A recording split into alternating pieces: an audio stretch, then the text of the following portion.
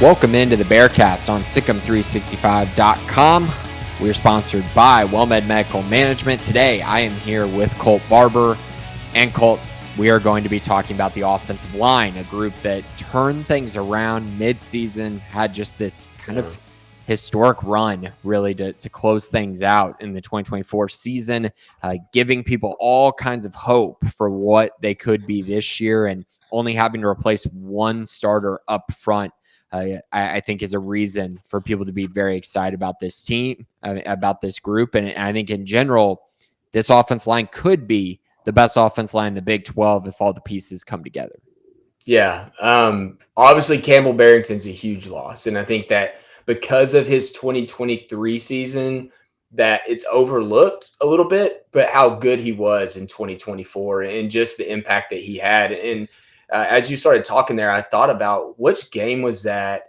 Was it the Houston game where he got a concussion or got something and he set out the second half? Or maybe it was a call. Anyways, there was a game in there where he got knocked out of the game and the run game just struggled right after that. And I think it might have been the Houston game, but it might have been. I know he missed the BYU game, which was a pretty big loss. Forgot about that one. Yeah. So there's a couple instances there where you saw the impact of him not being in the game. So I think that's like, yeah, you're excited about this group because you have four guys coming back that are going to be starters. I think there's credit where credit's due. Like Campbell Barrington was a big piece. You have to replace him. It's Caden Siraki at right tackle, potentially kind of what it looks like it's going to be right now. But this group overall, I don't think there's any coincidence that the scheme and Mason Miller's knowledge of the scheme under or a similar scheme when he was at Mississippi State with Mike Leach had so much of an impact throughout the season. And that group grew up really fast. The staff learned their personnel. Sidney Fugar at left tackle, ultimately finishing the season there, was a major key to that. And then, Colton Price steady at center. His improvements that he made after his starting redshirt freshman year and playing a lot. But, man, I think the scheme, the returning experience, you combine those two things together in college football, it's – even in the 2022 season, after Baylor had such a good 2021 season, that group was pretty strong. There's a lot of problems with the offense, but you return experience in the same scheme, you're setting yourself up for a potential high level of success. The part you mentioned about Campbell Barrington is a really good piece of this. He was a really good player and a really old player as well. He was like 25 years old, 26 years old, something along those lines. And so, everyone's thoughts go back to the 2023 season where, Steve Linton just destroyed him at McLean Stadium, and everyone just talked about, him not being good. And then you go back and look at who was the highest graded offensive lineman that year. It was Campbell Barrington. And so then you fast forward to last year, and he was also really good last year. And he might have been their highest graded. I can't remember, but he was up there again this year. Yeah, I think in one or two of the categories he was, maybe not overall, but in particular categories he was. I mean, a really good player and a guy who really anchored that right tackle spot. And it allowed for them to kind of figure it out at left tackle. And left tackle was a problem. You had Alvin Ebasele, you had Caden Siraki, and then eventually in the second half of the Iowa State game, you saw them turn to Sidney Fugar. Played okay in that game, but then the bye week, and then you go to Lubbock, and Sidney Fugar is just an absolute difference maker and a guy who I firmly believe is going to be an NFL guy. Like, I think after this year, he's going to go to the NFL. He's got versatility. He's played a lot of guard. He's played both tackle positions. He's massive, a good athlete, a good fit for a lot of these schemes in the NFL.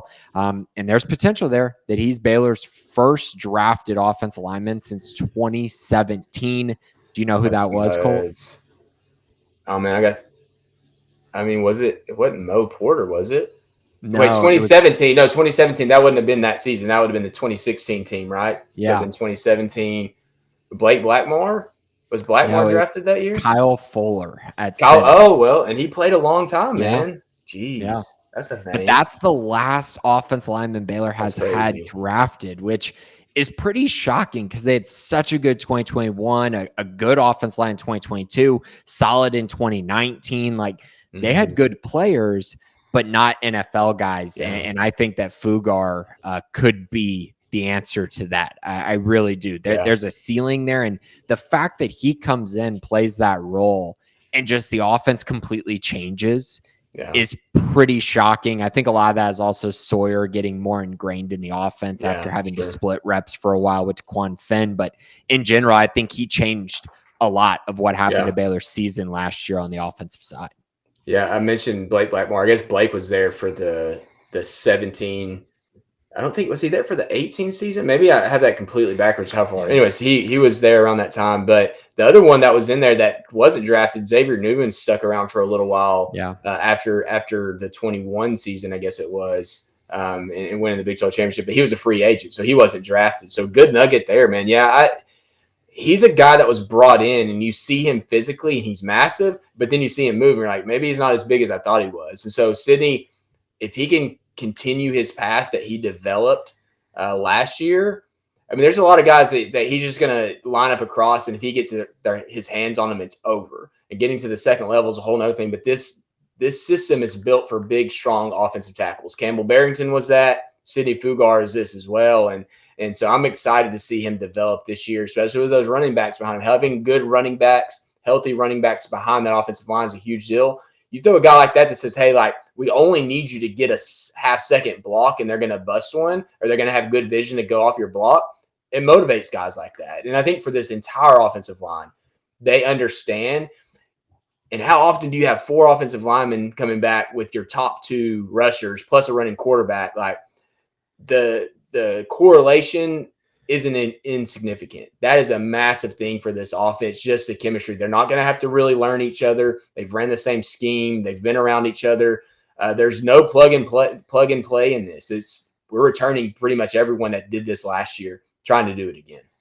Well, and it's everyone having their first breakout year too. Yeah. Like Josh Cameron's breakout year, Bryson Washington's breakout year, Sawyer Robertson, I mean, in some instances, Michael Trigg, him as well. Like, he had that potential, but he hadn't done it. Yeah. Right. And then the offensive line as well. In total, in 6 of the final 7 games, Baylor had over 500 yards of total offense. The only game that they didn't was the Houston game, and that was just a poor showing for a variety of reasons. Turnovers. Houston played them really well, gave them some problems. Sawyer Robertson wasn't 100%. There's a lot that went into that, but also in 6 of the 7, Baylor scored 31 or more points. They truly were a top 10 offense by the end of the season, and an offense that no one wanted to face. And then they went to the bowl game, and Bryson Washington gets hurt immediately, and just things go downhill from there. So I think in general, this offensive line taking that step forward allowed for the elite production. And now you kind of fast forward to this year, what do they need to do to continue to build off of that? And I think it's development up front, and then figuring out right tackle and figuring out the depth pieces, because those are probably the 2 biggest questions. Do they have enough depth? Are the guys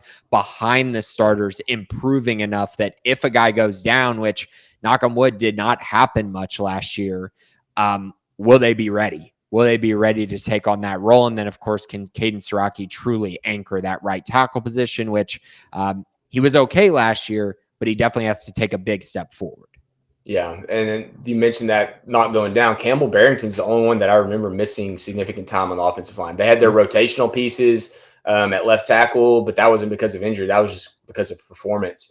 And then once they figured that out, everybody kind of settled in. He was the only one that was missed much time. And I think competition, you look at the offenses, the defenses that Baylor faced last year early in the season. Yeah, it potentially helped them, but statistically, they're pretty good defenses. BYU, Iowa State. Iowa State's kind of the one there that just fell off a cliff defensively later on. But when Baylor faced them, they were pretty good. They had some holes, but Colorado's run defense was pretty good.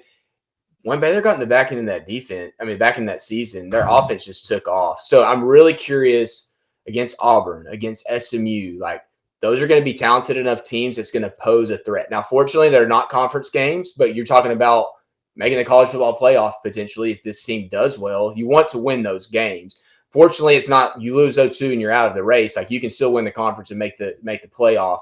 But you want to win those games, and you're going to find out early for this offensive line against some pretty good defenses, or at least talented defenses. We don't really know about either one of those units yet because of the transfer portal and how much they lost from last year. But this group will be tested early in the season. But it should also set them up for conference play to let them get tested early. They're going to be ready once they get into Big 12 play.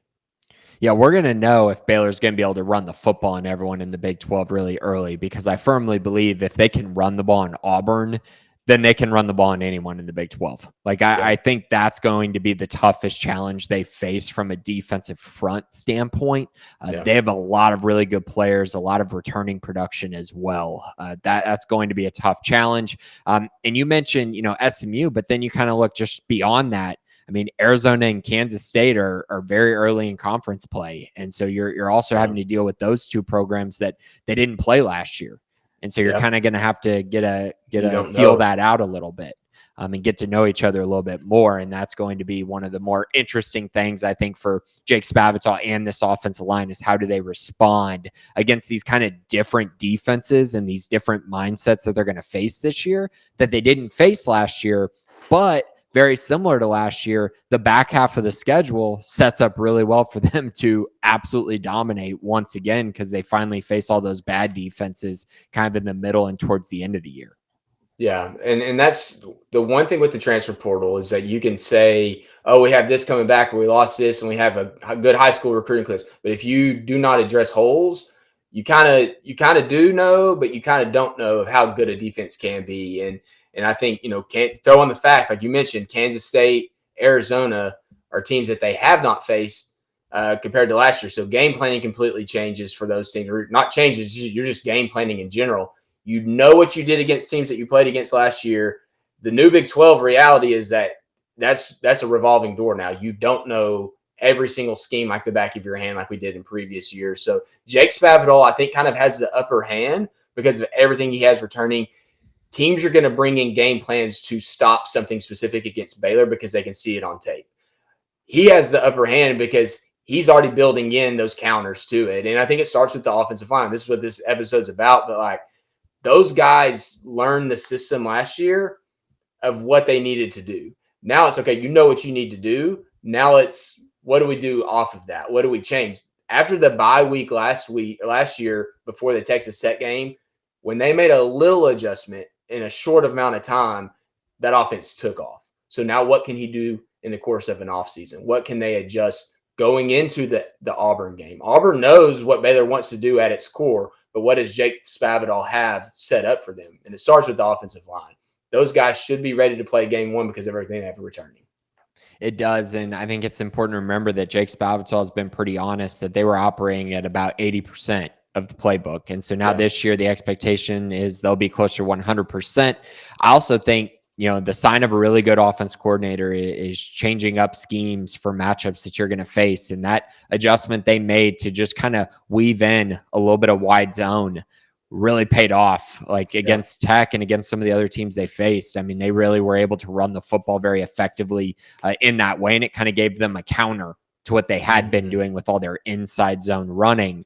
And then that just kind of blew everything up, and that allowed them to really amplify things. And that was even with a hurt Sawyer Robertson. Sawyer was not 100%. And when he could run the football, that was just a whole nother element that they had. But I think in general, this offensive line continues to get better and better. I mentioned a few of these guys who had big springs from kind of what they did and how they've improved. Colton Price is kind of one of those guys who I think is the expectation is for him to make a big jump this year. If you want to know more about that, check out Sikkim 365 Premium. But Colton Price is one that I'm circling as, can he take a big jump? His season ended in a very disappointing way against LSU. And so now he gets an opportunity to kind of bounce back with a really, really veteran-laden offensive line, and an offensive line that has big expectations, not just by the Baylor coaching staff, but by Baylor fans and by national writers. This offensive line should be really, really good. And like I said, I think there's upside here for it to be the best in the Big 12. Yeah, and not to put a downer on this, but I think the concern for anyone is you look at the 2021 season to the 2022 season offensive line performance, offense in general, you don't want to see that setback. Now, the difference is you have a starting returning quarterback, you have really good running backs, you address needs in the portal, and I think that's where the difference is. I'm really excited to see this group work together. And my expectation is Caden Siraki wins the right tackle job, but we don't know that for sure yet. I think the other 4 positions are pretty much locked down at this point. And so I'm really excited to see that team or that unit in fall camp. But truly, fall camp doesn't mean anything at this point. Those guys have to get better. And then against Auburn is going to be a really, really fun time to see how they perform. Right. Yeah. The starting 4 seem locked in. Caden Siraki seems locked in at right tackle. The depth pieces just need to improve and need to have a big summer and big fall camp because they're going to need more bodies than what they had to use this past year. Everyone says 8 offense linemen is kind of what you're looking for. And I think Baylor's going to need these guys to have a big summer if they want to hit that 8 number, 8 being the number of guys they feel really comfortable with playing. We'll see on all that. But for Colt, Barber, and I, that's it for today. We will be back next week talking all kinds of different Baylor storylines this offseason, potentially some basketball with Ashley Hodge. Be sure to check out the series that Ashley and I are doing, kind of breaking down each Baylor men's basketball player. As we know, it's an entirely new roster. But aside from that, just be sure to check out Sikkim 365 Premium for all of our exclusive content. All kinds of really good pieces. And we actually have a really cool surprise coming later this week as well. So be sure to check out the premium side of things if you want to. But for Colt, Barber, and I, this has been Sikkim365.com and the Bearcast.